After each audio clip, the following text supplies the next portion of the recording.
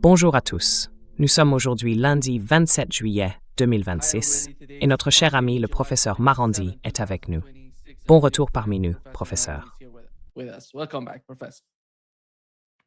Thank you, Nima. It's always a great pleasure being Merci, on your Nima. show. C'est toujours un grand But, plaisir d'être I dans do votre have a émission. complaint because you're always, Mais j'ai quand même un reproche à vous faire, parce que vous faites Larry toujours for des his compliments à shirts. Larry pour ses chemises, et You vous ne dites jamais never rien say sur ma anything about chemise, my shirt mon apparence or my ou quoi que ce look. soit dans le genre. Vous êtes You're obviously manifestement biased. partial. Uh, yeah, that's. Let me start. Oui, permettez-moi de commencer par la question principale en ce moment. Tout le monde parle du silence entre l'Iran et les États-Unis, et je pense que personne ne peut expliquer ce qui se passe, ce qui se joue en coulisses. Mais de votre point de vue, que se passe-t-il? Il n'y a pas eu d'attaque ces 3 derniers jours, si je ne me trompe pas, soit depuis plus de 72 heures, et il n'y a pas non plus d'attaque iranienne contre les pays du CCG. Selon vous, que se passe-t-il? What is going on in your opinion? Well, obviously, Iran is not going to attack Eh bien, évidemment, l'Iran n'attaquera pas les intérêts américains, ni qui que ce soit dans la région s'il n'est pas attaqué. Nous n'avons pas commencé la guerre.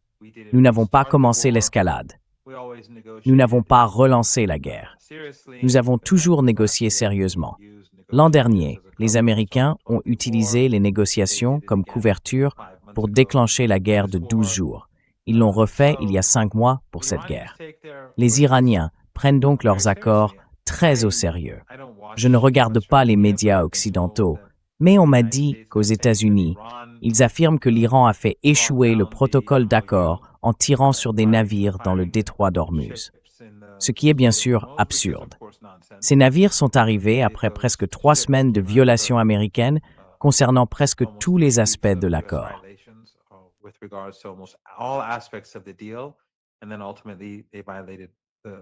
Et puis au final, ils ont violé chacun des articles de l'accord. Ils ont refusé de contraindre le régime israélien à quitter le Liban. Ils ont refusé de restituer les avoirs iraniens volés. Tout cela faisait partie de l'accord. Ils ont étendu le régime de sanctions. Autre violation. Ils ont continué à menacer les Iraniens. Violation. Ensuite, ils ont retiré les sanctions. Ils ont levé les sanctions sur les exportations de pétrole iranien. Puis ils les ont rétablies. Ils ont fait marche arrière après seulement quelques jours. Encore une violation. Et puis, ce qui nous a conduit là où nous en sommes, c'est que les États-Unis, tout en commettant toutes ces violations, ont ouvert leur propre corridor dans le détroit d'Ormuz en violation de l'article 5. Et avec la complicité des Saoudiens, des Koweïtiens, des Qataris et des Émiratis, ils ont fait passer des navires par ce corridor, malgré les avertissements répétés de l'Iran.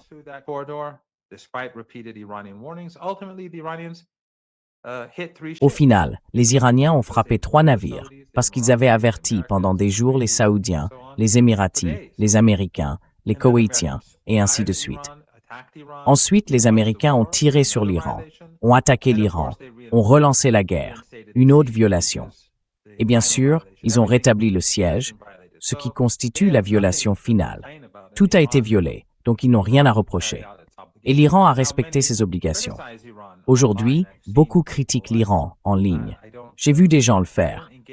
Je ne m'engage pas beaucoup sur Twitter parce que je suis vraiment submergé par les différentes choses que je dois faire. Mais je vois parfois ce que les gens écrivent ou disent, que l'Iran est naïf, que l'Iran ne devrait pas négocier, que l'Iran devrait déclencher la guerre. L'Iran a certains principes. Il a des principes religieux auxquels il doit se conformer. Donc il ne déclenche pas la guerre. Il ne déclenche pas escalade.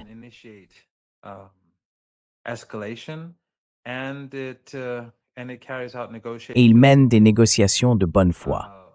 Bien sûr, cela ne veut pas dire que l'Iran est naïf. Contrairement à ce que l'on croit souvent, avant la guerre de 12 jours, et pardon, je m'égare. Je sais que je ne réponds pas à votre question, mais j'y viens dans un instant. L'Iran savait, avant cette guerre de 12 jours, que les États-Unis allaient attaquer.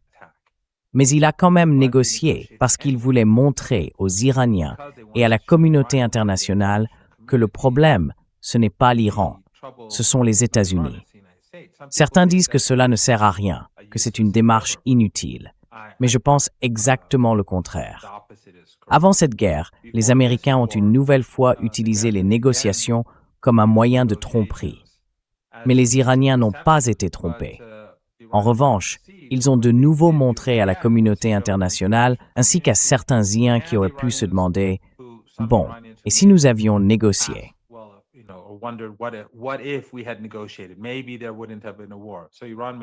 Peut-être qu'il n'y aurait pas eu de guerre. L'Iran a donc veillé à, comme on dit aux États-Unis, couvrir toutes ses arrières, pour que personne ne puisse ensuite reprocher à l'Iran une guerre. Et bien sûr, le protocole d'accord. Les Iraniens le savaient, et nous en avons parlé ensemble dans votre émission. Nous avons parlé de tout cela au cours de l'année écoulée, même depuis plus d'1 an. Mais au moment où le protocole d'accord a été signé, l'Iran savait que les États-Unis le violeraient. Il savait que les États-Unis chercheraient très probablement à le saper. Mais les Iraniens ont utilisé ce protocole d'accord pour se préparer à l'étape suivante. Ils avaient des dizaines de millions de barils de pétrole dans des pétroliers en attente, bloqués dans le golfe Persique. Ils les ont vendus et ont fait venir les approvisionnements nécessaires. C'est un pays de plus de 90 millions d'habitants. Il faut prendre soin de sa population. Donc ce n'était pas parce que l'Iran était naïf.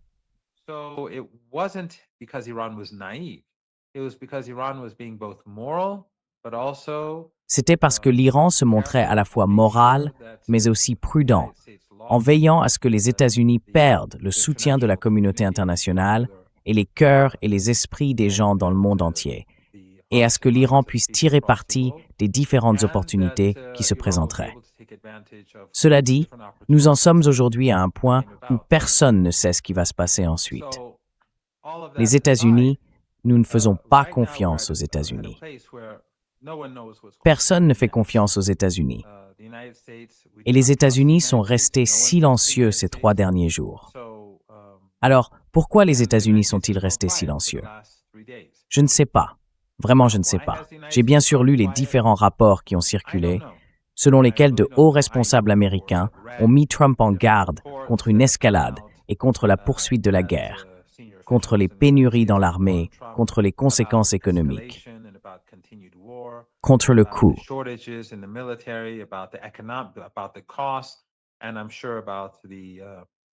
Et je suis certain qu'il y a une crise économique mondiale, parce qu'à l'heure où nous parlons, ce détroit est toujours fermé. Le détroit d'Ormuz n'est pas ouvert. Les pénuries mondiales s'aggravent donc. Et puis la mer Rouge, bien sûr, s'est ajoutée au problème pour les États-Unis. Nous avons vu Ansarullah, au Yémen, détruire une installation saoudienne clé. La situation devient donc littéralement plus difficile, de minute en minute, pour l'économie américaine, pour les économies occidentales et bien sûr pour nous tous, pour l'économie mondiale. Alors, même s'il n'y a pas de tir, ce n'est pas comme si les choses étaient revenues à la normale. Ce détroit est fermé. Les 2 détroits sont fermés, du moins en mer Rouge, à Bab el-Mandeb, pour les Saoudiens.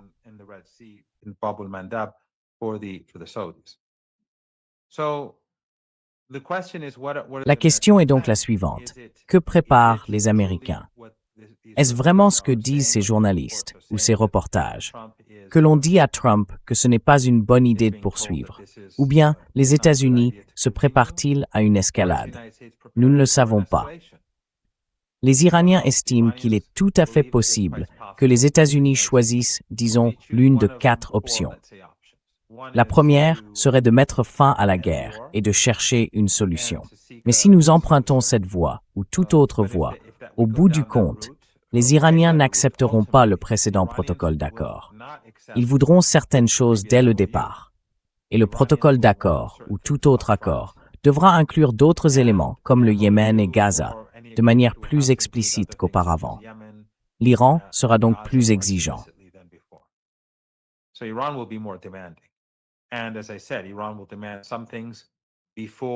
Et comme je l'ai dit, l'Iran exigera certaines choses avant même de commencer à appliquer quoi que ce soit. Sinon, ce détroit restera dans son état actuel. Et ce n'est pas une situation que les économies occidentales peuvent ignorer. La première option, c'est la désescalade. La deuxième, c'est de reprendre les bombardements. Si cela arrive, le statu quo va perdurer. L'économie mondiale continuera de se détériorer et les États-Unis n'obtiendront aucun résultat. La troisième et la quatrième option se ressemblent un peu. L'une consisterait à mener des frappes massives dans tout le pays. L'autre serait de lancer une campagne terrestre dans le golfe Persique, ou peut-être une aventure insensée pour prendre une montagne près d'Ispahan ou près de Qom, ou une combinaison des deux.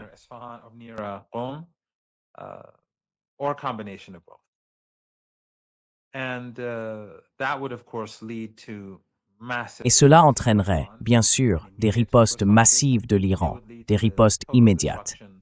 Cela conduirait à la destruction totale des infrastructures essentielles des pays du Golfe Persique qui ont aidé les États-Unis dans cette guerre, à savoir le Koweït, les Émirats, l'Arabie saoudite, Bahreïn et peut-être désormais Oman, après son implication dans le déclenchement de cette deuxième phase de la guerre en aidant les Américains à lancer ce corridor. Et si l'Iran détruit ces pays, cela signifie qu'ils s'effondreront. Ces pays se désintégreront en quelques heures, peut-être, au maximum, en quelques jours. Et cela provoquerait la panique dans l'ensemble de l'économie mondiale. Trump ne pourra plus parler et manipuler les marchés. Ce sera terminé.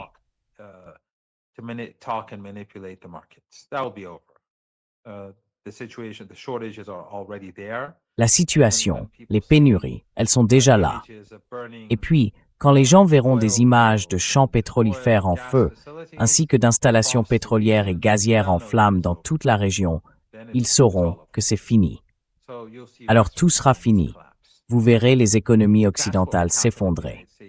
Voilà ce qui se passerait si les États-Unis passaient au niveau 3 ou 4, c'est-à-dire une vaste campagne aérienne, une forme d'invasion, ou une combinaison des deux. Les Iraniens ne se retiendront absolument pas. Ce sera fini. Et on voit déjà ce que le Yémen peut faire à l'Arabie saoudite. Or, ce que l'Iran peut faire est très supérieur à ce que le Yémen peut faire. Et bien sûr, il y a aussi l'Irak et la résistance en Irak. Donc on ne sait pas. Mais l'Iran est prêt au pire et attend de voir jusqu'où Trump veut aller.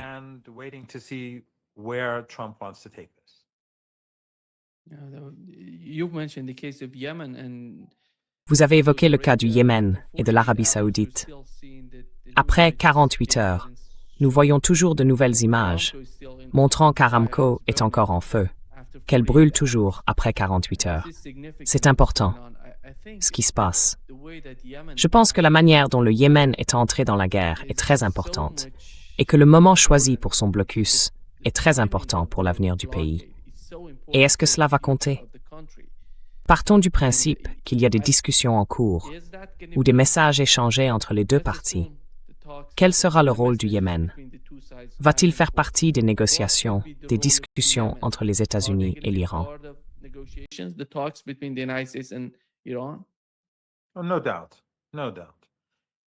Sans aucun doute. Sans aucun doute. Le Yémen a été très habile. C'était un choix très intelligent.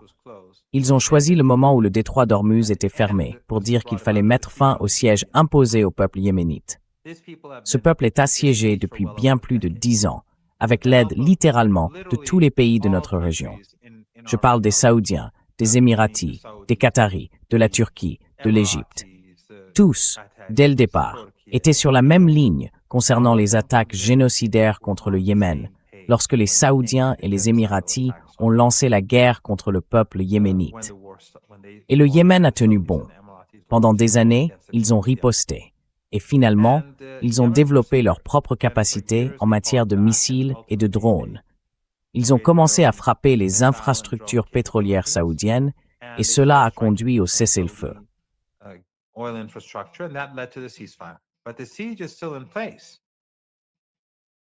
Mais le siège est toujours en place. Cela doit prendre fin. Vous ne pouvez plus étrangler notre peuple. Et c'est la meilleure occasion, parce que lorsque le détroit d'Ormuz est fermé, l'impact de la fermeture de la mer Rouge devient bien plus important. Si quelqu'un avait fait cela, disons, pendant le protocole d'accord ou avant le début de la guerre, l'impact aurait été considérable, mais bien moindre, car la majeure partie du pétrole saoudien, ainsi que ses produits pétrochimiques ou raffinés, proviennent du Golfe Persique. Mais maintenant qu'il est fermé et que les marchés mondiaux sont au bord de la crise à cause de 5 mois de pénurie cumulée, c'est le meilleur moment pour saisir le régime saoudien à la gorge et lui dire « Vous devez nous donner nos droits ».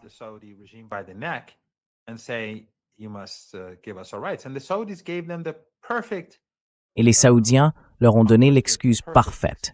L'excuse parfaite. Quand les Iraniens ont envoyé un avion pour ramener la délégation yéménite, enfin, ils ont envoyé un avion pour aller chercher la délégation yéménite, rompant ce siège immoral et illégal, les avions saoudiens se sont dirigés vers l'aéroport. D'après ce que j'ai lu, les défenses aériennes les ont forcés à rebrousser chemin. Puis, lorsque la délégation retournait à Sanaa, la capitale, les Saoudiens ont bombardé l'aéroport, provoquant l'indignation de l'Iran, mais commettant un acte de guerre contre le peuple yéménite. Cela a donc permis au Yémen de riposter. Et puis, bien sûr, cela a conduit à la frappe massive contre les installations pétrolières saoudiennes, et bien sûr, à la fermeture du détroit d'Ormuz, le détroit de Bab el-Mandeb.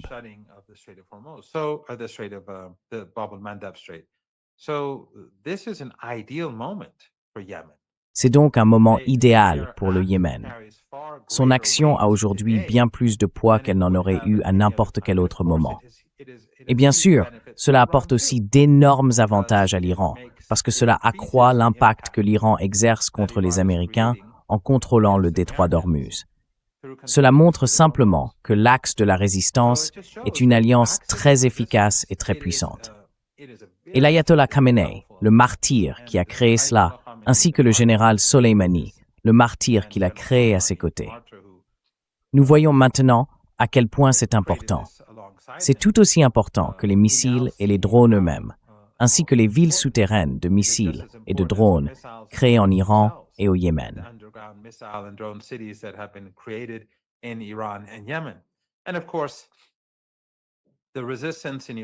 Et bien sûr, la résistance en Irak est toujours là. Elle attend encore le bon moment pour passer à l'escalade. En nombre, c'est une force bien plus importante encore que le Hezbollah, et elle a accès à des armes sophistiquées. Ce n'est donc pas une guerre que les États-Unis peuvent gagner, même si vous n'en entendrez pas beaucoup parler dans les médias occidentaux. On n'en a pas beaucoup entendu parler non plus lors des attaques yéménites contre des installations pétrolières. On dirait que les médias occidentaux, même ceux qui s'opposent à Trump, veulent minimiser la situation. Pourtant, la situation est très critique pour Trump, pour les États-Unis et pour l'Occident.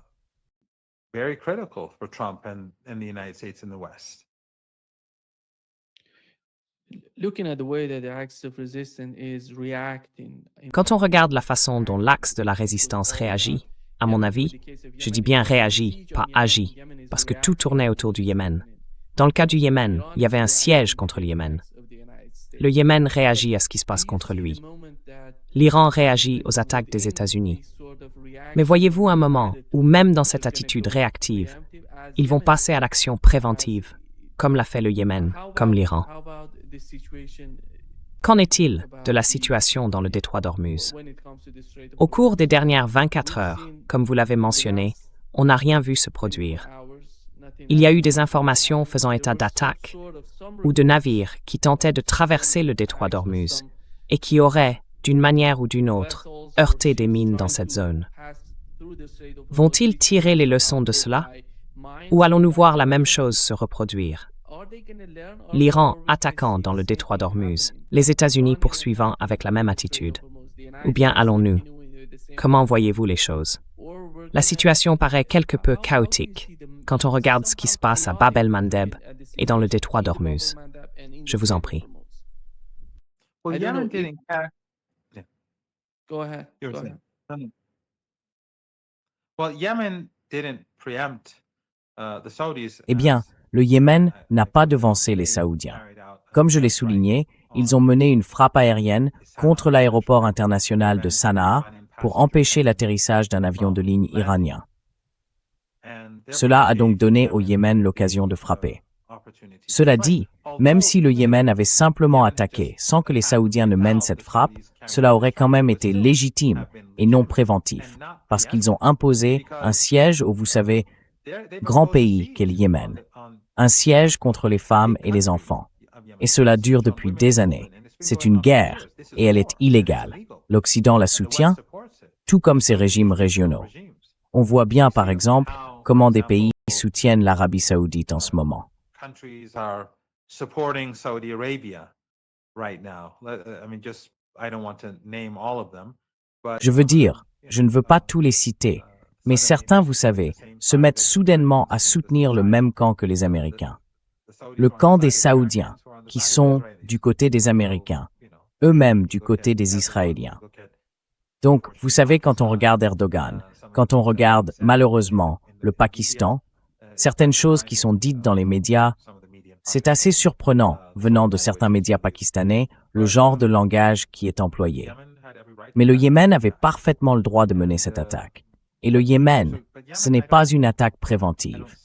Et je ne vois pas l'Iran mener une attaque préventive, même si l'Iran pourrait attaquer, parce que les Américains ont créé et imposé un siège contre l'Iran. Et ça, c'est un acte de guerre. on Iran. And so that is an act of war. But again, I don't think Iran is going to do that. I think Mais encore une fois, je ne pense pas que l'Iran va le faire. Je pense que l'Iran attendra de voir si les États-Unis veulent désamorcer la situation. Si c'est le cas, l'Iran ira dans cette direction. Mais bien sûr, un accord ne ressemblera pas au protocole d'accord. Les Iraniens auront davantage d'exigences. Et comme je l'ai dit plus tôt, ils poseront certaines exigences d'emblée. Je ne vois pas les États-Unis, ni Trump en particulier, les accepter. Et si les États-Unis souhaitent reprendre la guerre, l'Iran recommencera à riposter. Et bien sûr, l'Iran frappera les États-Unis plus durement. Jusqu'ici, au cours des 2 dernières semaines de combat que nous avons connus avant cette pause, les Iraniens ont frappé les Américains plus durement que les Américains n'ont frappé l'Iran. Je pense que c'est désormais clair pour tout le monde. Et si les États-Unis veulent faire monter l'escalade, alors ce sera la guerre totale.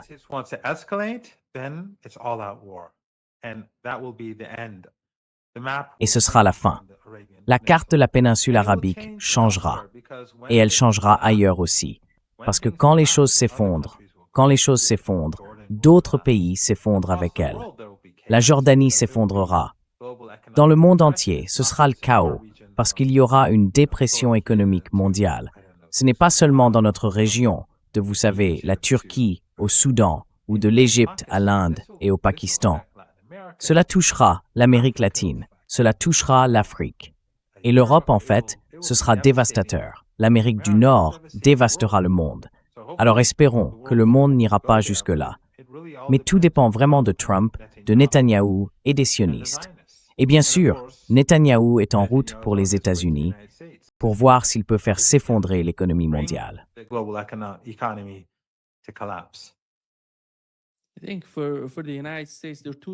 Je pense que pour les États-Unis, il y a 2 facteurs importants. L'un, c'est leur stock de missiles et d'intercepteurs. L'autre, c'est le marché mondial du pétrole. Du côté de l'Iran, je ne sais pas ce qu'ils pensent des cibles dans les pays du CCG.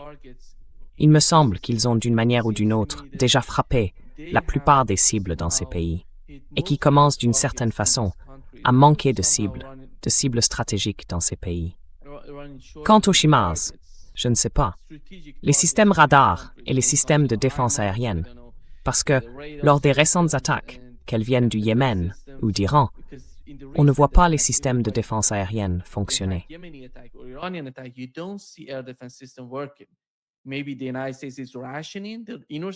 Peut-être que les États-Unis rationnent les intercepteurs. Vous savez, je ne le vois pas comme ça. Mais l'autre possibilité, c'est qu'ils commencent à manquer d'intercepteurs. Ils n'en ont pas suffisamment. D'ailleurs, nous avons eu plusieurs informations dans les médias iraniens. Ils disent avoir touché des systèmes patriotes des HIMARS. Alors, qu'est-ce qu'ils peuvent faire d'autre? La prochaine escalade pourrait viser les installations pétrolières, les usines de dessalement. À votre avis, les États-Unis prévoient-ils d'aller jusque-là? Ce serait extrêmement dévastateur pour toute la région. That would be hugely devastating for the whole region. Well, first of all, we have to remember that the Eh bien, tout d'abord, il faut se rappeler que les pays relais des États-Unis dans la région dépendent bien davantage des usines de dessalement que l'Iran. Comme vous le savez, peut-être 1% des Iraniens dépendent des usines de dessalement. Dans ces pays, ces 6 pays, si l'on inclut Oman, c'est presque 100%. C'est 70% et plus. Je ne suis pas sûr des chiffres pour Oman, mais en dehors d'Oman, c'est presque 100%. Certains diront 70, 80%. C'est environ 100%, je pense. Et puis, autre chose. L'Iran possède des centrales électriques dans tout le pays. Et ceux qui assurent la maintenance des centrales iraniennes sont tous iraniens. Et la plupart des matériaux dont les centrales ont besoin sont produits en Iran. Most of the material that power plants need are produced in Iran.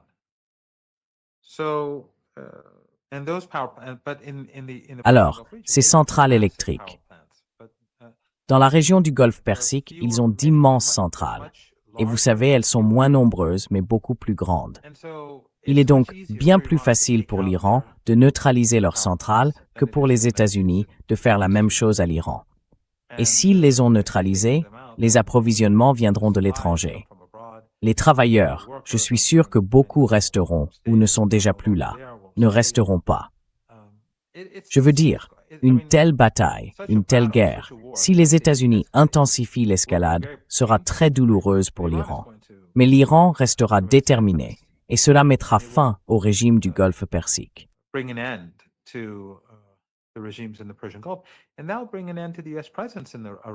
Et cela mettra fin à la présence américaine dans la péninsule arabique, parce qu'ils ne pourront pas rester s'il ne reste plus rien.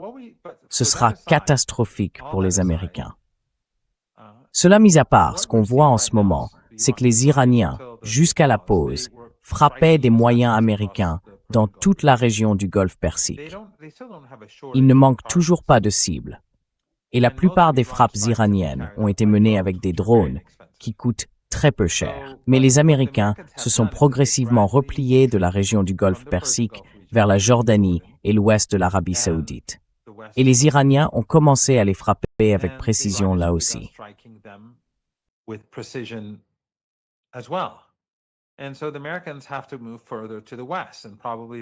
Les Américains doivent donc se déplacer davantage vers l'ouest, et il y aura probablement une présence plus importante dans le régime israélien.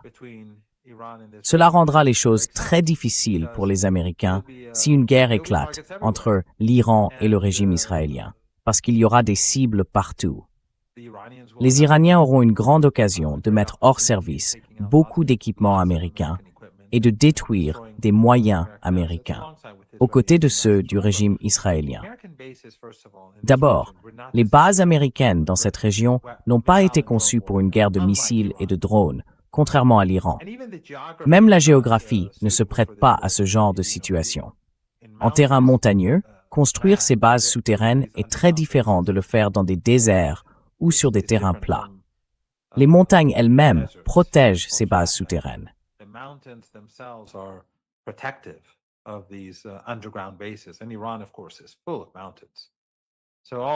Et l'Iran, bien sûr, est couvert de montagnes. Donc toutes ces bases de missiles et de drones sont sous les montagnes. Elles sont donc très bien protégées. Mais quoi qu'il en soit, les États-Unis n'ont pas ce genre de base. Et quand ils se replient vers la Jordanie ou vers le régime israélien, ils déplacent toutes sortes de moyens vers des endroits qui n'étaient pas préparés à accueillir une telle quantité de matériel et un si grand nombre de soldats. Ces endroits ne sont pas préparés. Ils ne seront donc pas dans un environnement idéal pour les protéger, que ce soit contre les missiles et les drones iraniens ou contre la chaleur, l'humidité, les tempêtes de sable ou autres.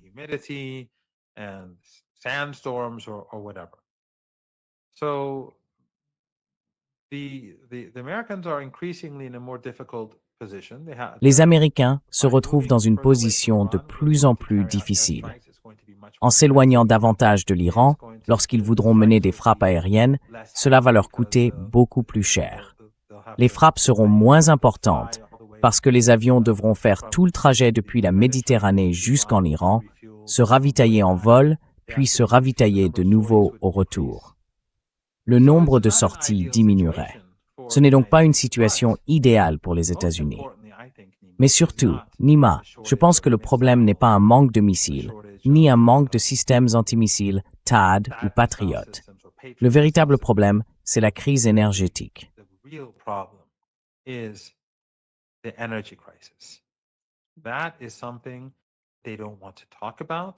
C'est un sujet dont ils ne veulent pas parler, parce qu'ils ne veulent pas provoquer de panique. Mais les réserves mondiales s'épuisent, et arrive un moment où on ne peut tout simplement plus le cacher. Les réserves stratégiques s'épuisent donc.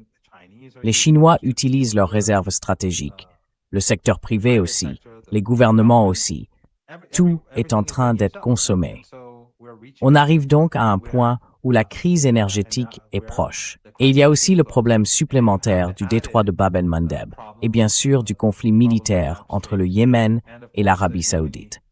À mon avis, c'est encore plus important que leur pénurie de missiles.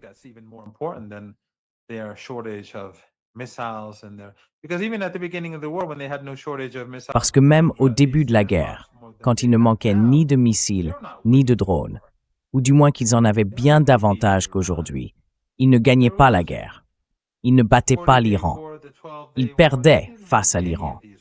La guerre de 40 jours, la guerre de 12 jours, ils n'ont gagné aucune de ces guerres. Ils n'ont pas gagné pendant le siège. Ils n'ont pas gagné lors des affrontements que nous avons eus durant la période du siège. Ils n'ont pas gagné.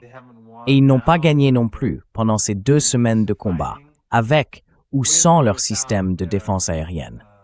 Ils n'y arrivent pas. Ils n'ont pas l'avantage. Or, ils ont besoin d'avoir l'avantage pour contrôler le détroit d'Ormuz et maintenant, bien sûr, le détroit de Bab el-Mandeb.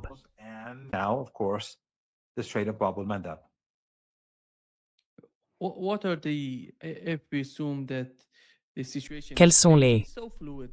Si l'on part du principe que la situation évolue, et elle est très mouvante, d'ailleurs, la guerre est très mouvante, les conditions changent avec le temps.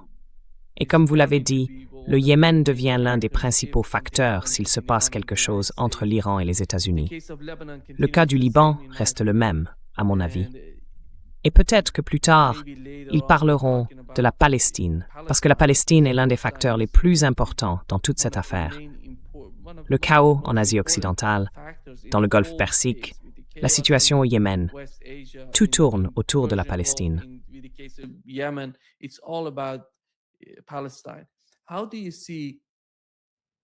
Comment voyez-vous les choses? Voyez-vous un moyen pour que les deux parties parviennent à une forme de, je ne parle pas d'accord, mais à une forme de compréhension? Parce que les États-Unis essayent d'isoler tous ces conflits.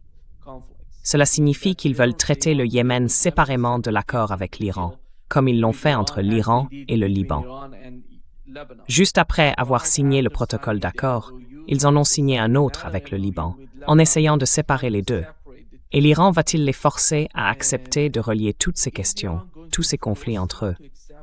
Est-ce que cela vous paraît possible?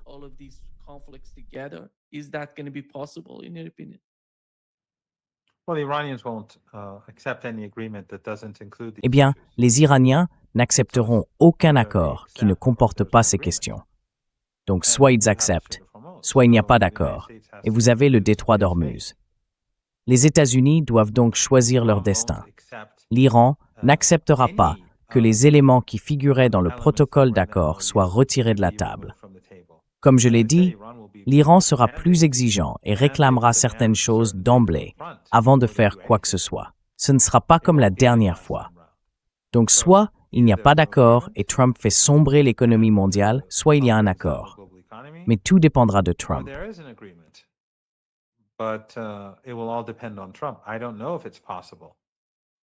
Je ne sais pas si c'est possible.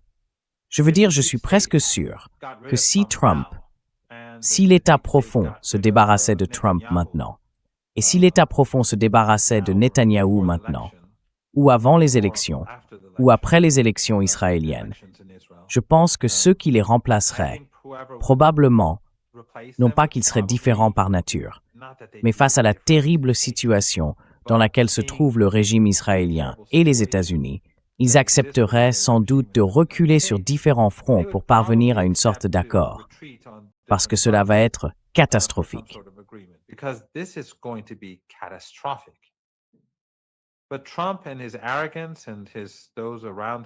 Mais Trump, avec son arrogance, et ceux qui l'entourent, les partisans d'Israël avant tout qui l'entourent, je ne les vois pas avoir la volonté de... Enfin, je peux me tromper, mais jusqu'ici, je ne vois pas avoir la volonté de signer un accord, d'accepter un accord et de respecter des obligations qui seraient perçues comme une défaite pour les États-Unis.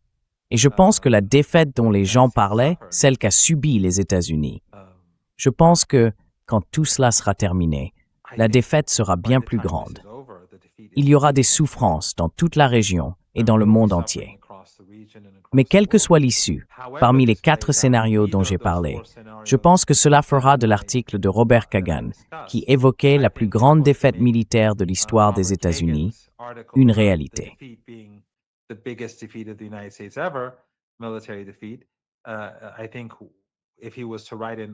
Je pense que s'il devait écrire un article une fois que tout cela sera terminé, il dira que ce que j'avais écrit auparavant était très en dessous de la réalité. Donc plus cela dure, pire c'est pour les États-Unis. Comme je l'ai dit, ce sera douloureux pour tout le monde. Pour nous, pour vous, pour moi, pour tous vos téléspectateurs. Une dépression économique mondiale est catastrophique pour le monde. Mais la défaite ultime sera celle de l'Empire, des États-Unis, de Trump, des sionistes, du lobby sioniste et de tous ceux qui ont soutenu cette guerre. Parce que souvenez-vous, les gens partout dans le monde, de qui a fait cela?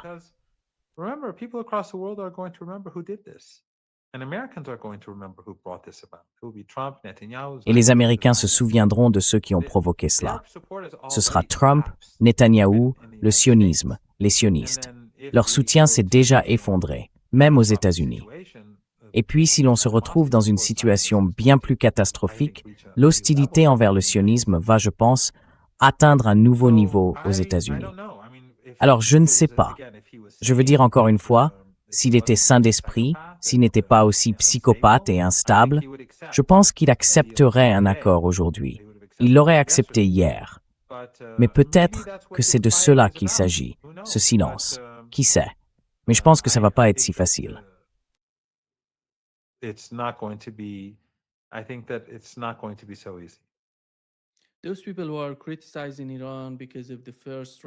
Ceux qui critiquent l'Iran à cause du premier round en juin 2025. Après l'annonce du cessez-le-feu, l'Iran a dit « D'accord, nous allons accepter le cessez-le-feu ». Puis, en février, lors du deuxième round, l'Iran a dit la même chose. Mais le problème, c'est que personne ne sait ce qui se passe en Iran. Et nous avons appris ces derniers jours que l'Iran a beaucoup appris du premier round de la guerre. Les problèmes liés aux lanceurs ou le fait que les États-Unis aient frappé certains lanceurs qui étaient essentiels. L'Iran apprenait, sur le plan défensif comme offensif. La précision des missiles s'est améliorée pendant la guerre grâce à la compréhension et à l'expérience acquise concernant les cibles. Et comment évaluez-vous le rôle de ces points stratégiques dans les décisions que l'Iran a prises jusqu'à présent?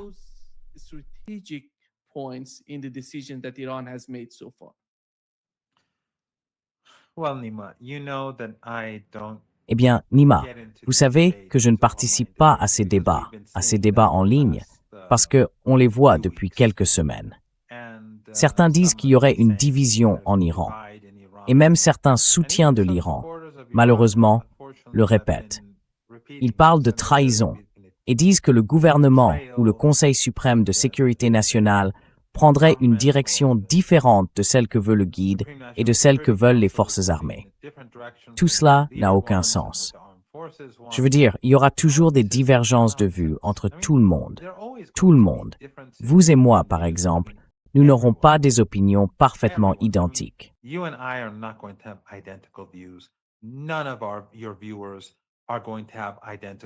Aucun de vos téléspectateurs n'aura exactement les mêmes opinions qu'un autre. Vous n'aurez pas exactement les mêmes opinions que votre épouse. Il n'y a pas 2 personnes sur cette planète qui pensent qui ont la capacité de penser, qui soient identiques. Ou alors ce serait très rare de voir une telle chose. Donc bien sûr, il y a des voix différentes en Iran, et cela reflète une société dynamique. Mais il est très clair de savoir qui dirige et quelles sont les politiques menées. Et je veux dire, comment un pays divisé, scindé en différentes factions, aurait-il pu gagner une guerre contre la superpuissance et contre cette coalition Epstein?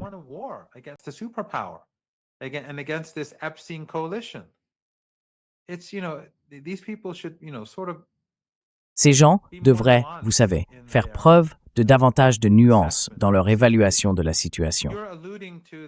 Vous faites allusion, je crois, à l'avant-dernière nuit, lorsque le porte-parole des gardiens de la Révolution a donné une longue interview à la télévision et qu'il a abordé ce sujet.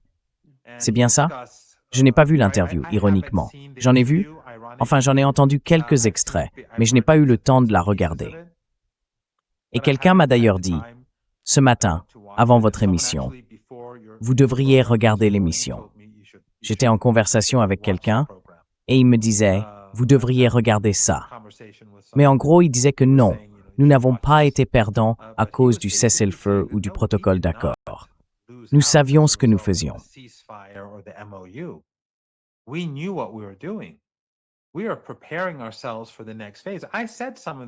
Nous nous préparons à la prochaine phase.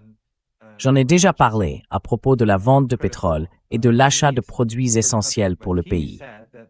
Mais il a dit que, comme vous l'avez souligné à juste titre, je ne sais pas si vous avez vu l'interview, donc si je me trompe, dites-le moi. D'après les bribes que j'ai lues ici et là en ligne, il disait que nous nous étions préparés, que nous avions profité de cette occasion pour améliorer nos missiles, renforcer nos capacités et être plus efficaces sur le champ de bataille, et que c'était nous qui avions bénéficié du protocole d'accord, pas les Américains. Est-ce que je décris correctement ce qu'il a dit? Oui.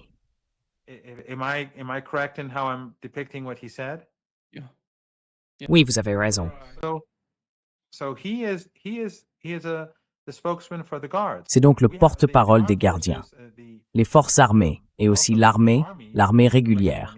Leur porte-parole est également intervenu pour dire que les forces armées se préparaient pendant cette période. Ainsi, les deux porte-paroles qui se sont exprimés ces derniers jours ont été très clairs. L'Iran n'a pas été naïf, puéril ou stupide. Mais la guerre est très compliquée. Et diriger un pays est très compliqué dans des circonstances normales. Alors encore plus en temps de guerre. Je ne dis pas que je suis d'accord avec, disons, le président, le ministre des Affaires étrangères, le porte-parole des gardiens, ou qui que ce soit. Je ne fais pas de politique ici.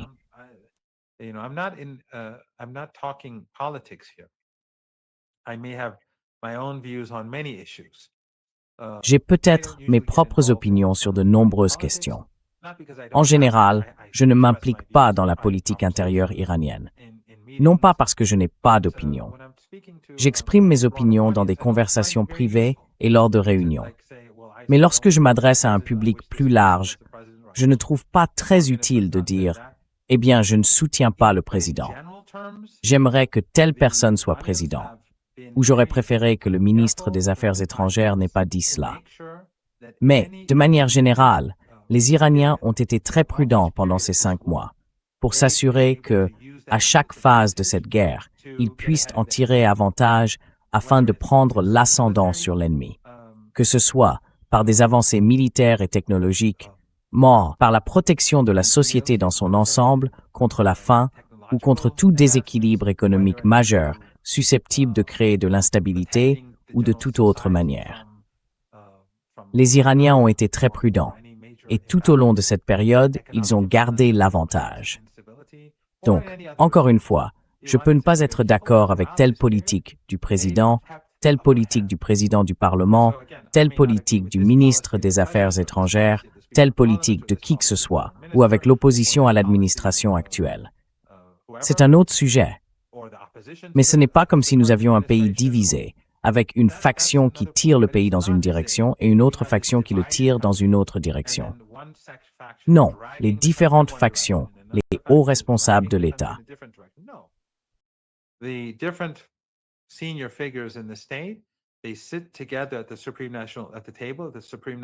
Ils siègent tous autour de la table au sein du Conseil suprême de sécurité nationale, sous l'autorité du guide.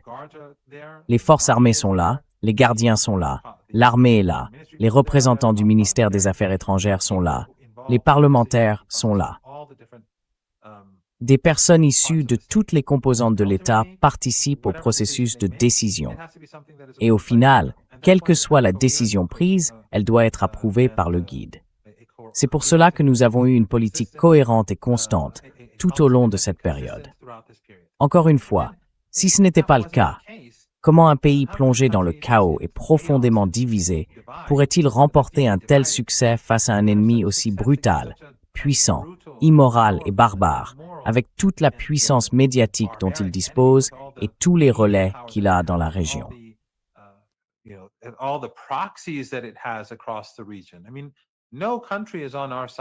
Enfin, je veux dire, aucun pays n'est de notre côté, aucun État. Les populations, elles, le sont. Si vous allez en Turquie, mes amis qui y étaient me disent que les gens soutiennent l'Iran. Le gouvernement? Non, il ne le soutient pas. Il est du côté américain. En Égypte, les gens sont du côté de l'Iran.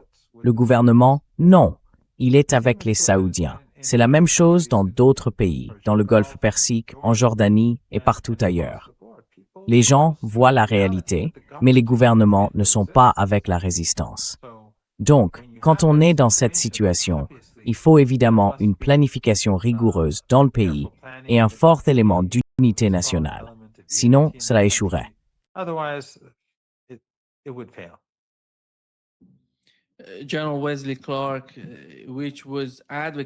Le général Wesley Clark plaidait pour une invasion terrestre de l'Iran. Aujourd'hui, il a déclaré « Non, une invasion terrestre ne marchera pas. Nous devons imposer un blocus total à l'Iran, du nord au sud, d'est en ouest. » Comprend-il vraiment la géographie de l'Iran et ce qui s'y joue? Est-ce seulement possible?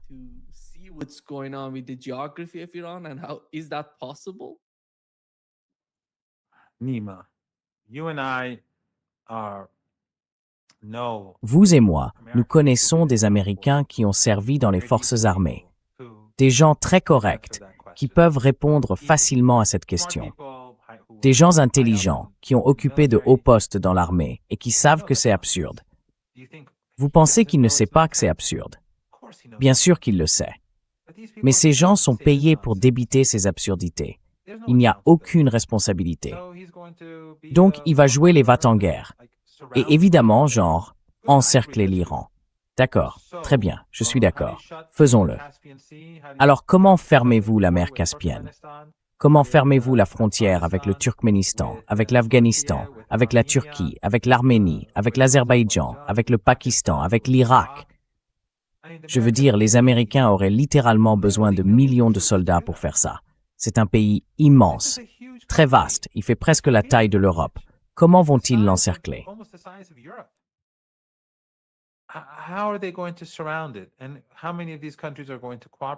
Et combien de ces pays vont coopérer avec les États-Unis? Et les États-Unis ont-ils seulement les ressources nécessaires? Ont-ils l'argent pour faire ça? Alors d'accord, oui bien sûr. Allez encercler le pays. On attendra de voir les troupes américaines tout autour du pays. C'est tout simplement absurde. La seule chose que je puisse envisager à ce stade, c'est que les Américains reculent, ou qu'ils poursuivent cette guerre stupide et continuent d'enfoncer l'économie mondiale. Et puis au bout du compte, quand cela arrivera d'ailleurs, ça forcera les Américains à abandonner. Parce que lorsqu'on connaît une dépression économique, on n'a plus l'argent pour continuer à faire la guerre. Et la situation intérieure va devenir plus instable. Les gens seront donc de plus en plus indignés de voir leur vie s'effondrer, alors que les États-Unis continuent de faire la guerre.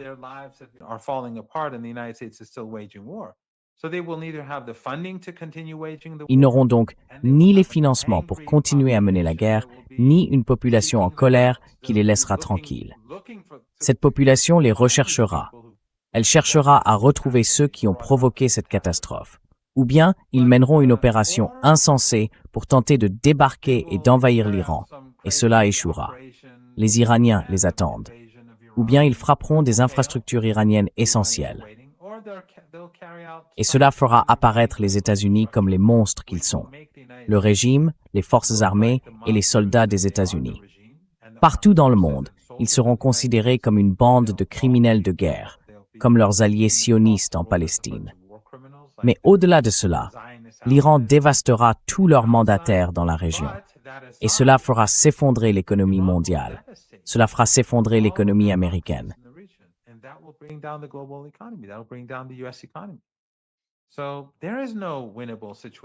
Donc, il n'y a aucune situation qu'on puisse gagner. Mais la plus absurde de toutes, c'est la proposition de Wesley Clark d'encercler l'Iran. Cela dit, c'est intéressant qu'il dise ce genre de choses, parce que Wesley Clark est ce célèbre type qui a raconté, après le 11 septembre, il prévoyait de renverser 7 pays en 5 ans, et que le dernier serait l'Iran. Souvenez-vous, il avait été choqué de l'entendre de la bouche d'un des généraux. Et bien sûr, ça nous amène, ça devrait nous amener, à repenser tout ce que nous savons du 11 septembre et d'Al-Qaïda, dont nous savons en réalité que c'est un proxy des États-Unis. Nous savons que Daesh, Al-Qaïda et les autres sont des outils des États-Unis, tout comme ceux qui leur facilitent la tâche, ces takfiristes, avec leurs chaînes de télévision à Londres et leurs groupes de réflexion en Occident. Et il y a des centres financés par l'Arabie saoudite, les Émirats, le Qatar, ici et là.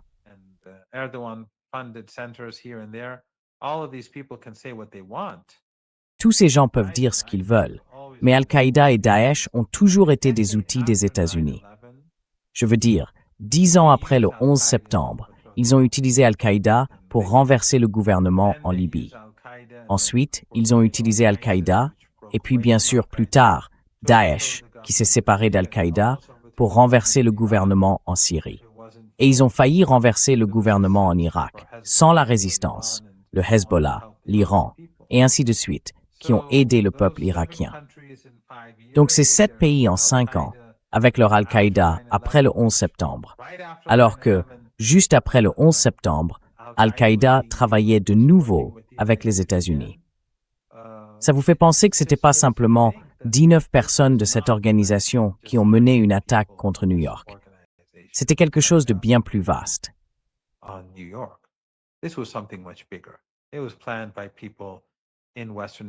C'était planifié par des gens au sein des services de renseignement occidentaux. Des gens du Mossad savaient très clairement ce qui se passait. C'était le plan. Et c'est pour ça qu'immédiatement après le 11 septembre, il était prévu de renverser 7 pays en 5 ans. Et bien sûr, 6 de ces 7 pays ont été détruits. Et voici le 7e. Et l'ironie, c'est que qui nous informe de cela? Le général Wesley Clark, qui dit aujourd'hui qu'il faudrait encercler tout le pays, lui imposer un siège et le faire tomber. C'est intéressant que cela vienne de lui. Et puis encore une fois, je voudrais simplement rappeler à tout le monde ceci. Le 12 février 2012, Jake Sullivan a envoyé un email à Hillary Clinton. En Syrie, Al-Qaïda est de notre côté. Les gens devraient abandonner cette croyance naïve selon laquelle tout cela ne serait pas lié.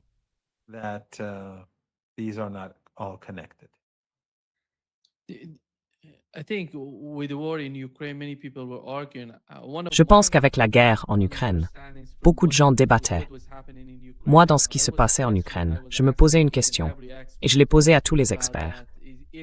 Et si, en Ukraine, l'issue était l'arrivée d'un gouvernement de type Al-Qaïda, qui se comporterait de manière irrationnelle, en attaquant et en commettant des attentats terroristes? Ils ont attaqué un navire iranien et tué un marin à bord. Et c'est quelque chose de nouveau, parce que l'Iran n'avait pas attaqué directement. Il n'y avait pas eu de confrontation entre l'Iran et l'Ukraine.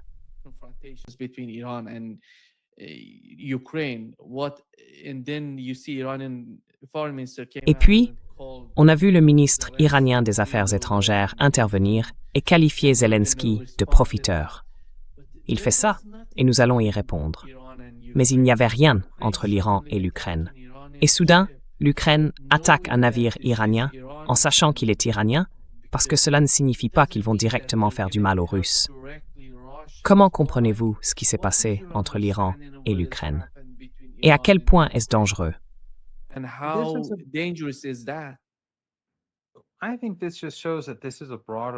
Je pense que cela montre simplement qu'il s'agit d'une guerre plus large, menée par les puissances qui dirigent l'Occident, et qui de plus en plus affichent un mépris total pour les peuples d'Occident.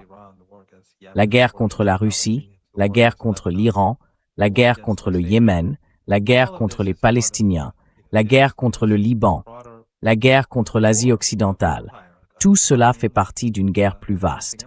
C'est la guerre d'un empire en déclin, d'un empire qui s'effondre.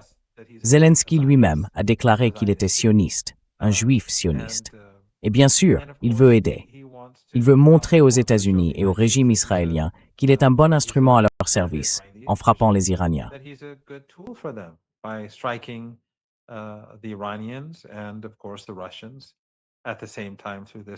Et bien sûr, les Russes aussi, en même temps, à travers cette attaque.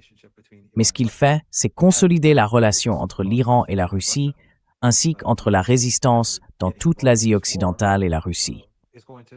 Parce qu'en s'impliquant dans cette guerre, cela va inévitablement créer davantage d'unité. Et ce n'est pas une chose intelligente à faire. Donc ces attaques émotionnelles, fondées sur les émotions de Zelensky, ou lorsqu'il agit sous le coup de la colère, ou en raison de ses politiques à courte vue, parce qu'il veut obtenir le soutien de Trump, de Netanyahou ou de qui que ce soit.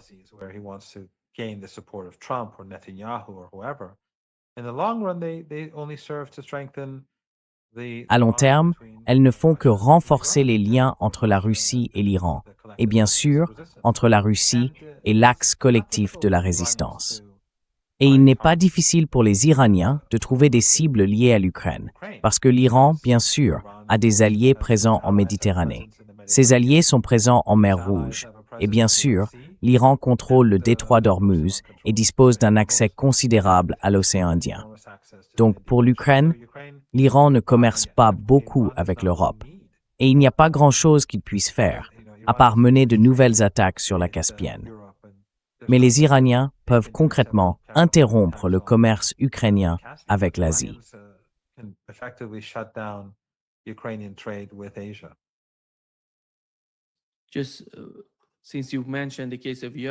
Puisque vous avez évoqué le cas de l'Europe, je ne sais pas si vous avez regardé la deuxième partie de l'interview du ministre iranien des Affaires étrangères.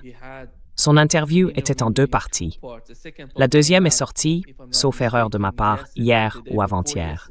Il y parle de l'Europe, de la manière dont l'image de l'Europe a changé depuis la mise en œuvre, par l'Europe, des sanctions de rétablissement automatique. Il dit que l'Europe ne fait désormais plus partie de l'équation, ni des négociations iraniennes, ni des discussions, quelles qu'elles soient, entre l'Iran et les États-Unis. L'importance de l'Europe diminue dans la politique étrangère de l'Iran. Qu'est-ce que cela signifie pour les négociations en cours ou les politiques actuelles entre l'Iran et les États-Unis, entre l'Iran en tant que pays et l'ensemble de l'Occident?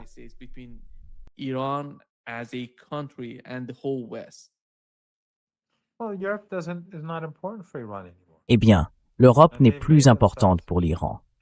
Et elle s'est elle-même rendue insignifiante, notamment par ses politiques insensées à l'égard de la Russie, de l'Iran et de la Chine. Ils détruisent leurs propres économies. Leur désindustrialisation est en cours depuis 4 ans et demi au cœur de l'Europe. L'Europe devient de moins en moins importante. Et les États-Unis, sous Trump, les remettent régulièrement à leur place. Ils l'ont donc bien cherché. Et l'Iran ne s'en préoccupe plus vraiment. La majeure partie de notre commerce s'est déplacée vers l'Asie. Nous n'avons pas besoin de l'Europe, mais l'Europe a besoin de nous, et elle a besoin des approvisionnements énergétiques de notre région.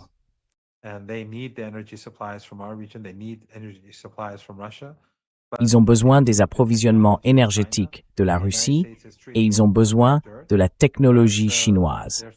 Et les États-Unis les traitent comme de la merde. Mais leurs dirigeants sont trop stupides. Et je pense qu'on va assister à des changements majeurs en Europe. Pas forcément à des changements qui amélioreront les choses, parce que je pense que le terrain est en train d'être préparé pour que des mouvements fascisants, des partis fascistes, se développent. Mais je pense que vous allez voir davantage de polarisation en Europe. Vous allez voir davantage de division en Europe. Peut-être que l'Union européenne, sous sa forme actuelle, n'existera plus dans quelques années. Ils l'ont bien cherché. They've brought this upon themselves. Yeah, yeah. Oui, oui. Merci beaucoup, professeur Marandi, d'être avec nous aujourd'hui. C'est toujours un grand plaisir. Merci beaucoup de m'avoir invité, Nima. C'est toujours un plaisir. Thank you very much for having me, Nima. It's always a pleasure.